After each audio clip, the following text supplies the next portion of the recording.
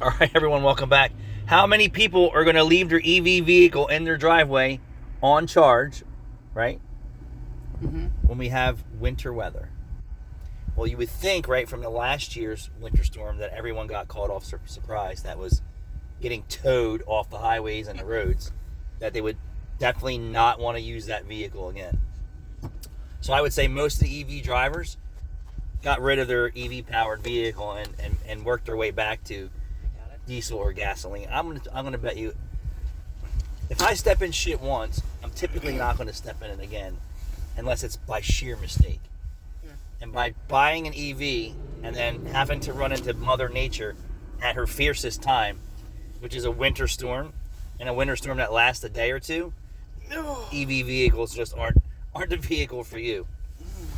So I'm wondering how many people learned from this that they will not drive, or they got rid of their EV vehicle, knowing that Mother Nature's back, and we're seeing climates, right, that kind of fit the season, right? Because it hasn't been like this in years. And here in South Jersey, I mean, this reminds me of winter a little bit. Yeah. Like winter, Mother Nature says, "I'm back."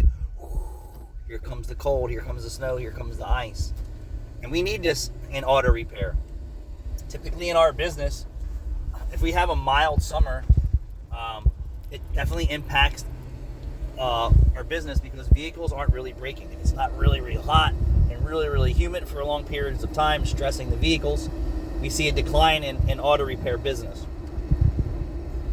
And the same thing comes if we have a mild summer and a mild winter, then it's a double whammy for us. But when we get a summer that's wicked, right? A wicked summer along with a wicked winter, we usually have a slam in auto repair season that following year. So we'll see if that holds true to the trend and history of auto repair.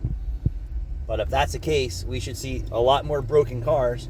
And one for fact is there's so much more plastic on today's cars and vehicles and trucks and everything, that the climates really put a beating on those for these vehicles. So we're going to see if that comes true, and I'll be the one to tell you. If I have a slamming summer, it's not because we just had a slamming summer.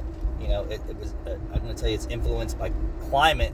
But I did see a bunch of customers recently just buy some new cars, and you know, I can only advise them. I can't tell them what to do with their money. But you know, at least right now I know 5 or 6, 7 customers, regular customers, that bought new cars before the end of the year. Wow. Yeah. Really? Yes. You don't want to see that, but that's what they do with their money, and it's their own thing. But knowing that their new car is going to cost them more in repairs and maintenance, and they're just not really aware of it. You know, so a lot of people think that they're going to buy a new car and repair and maintenance it like their 10 or 20-year-old car. Not going to happen. That's not the case. But yeah, so our summer was mild. It wasn't really a wicked summer. But now we're turning into, you know, a winter that we've never really had in a few years. So let's see how it turns out. But yeah, I don't think you're going to see too many EV drivers wanting to drive around in negative temperatures or low teen temperatures with the risk of a snowstorm or ice storm anymore. They definitely don't want to be towed off the highway. No. And that's some of the lies that they said to these people. Like, oh yeah, you can do 300, and looking at their battery life, and they left their house at like 3/4 or full or half, and then they're stuck in a traffic jam for 2 or 3 hours, and then they look at their battery and it's like down to nothing. That's because the radio's on and they're charging their phones, the seat heaters are on, the wipers are on, everything is on, and the comfort system is just murdering the battery, on top of the outside temperature beating the snot out of the battery at the same time. So yeah, they got a taste of what that is like. Woo. No thanks, I'd rather have a full tank of gas. Thanks for watching.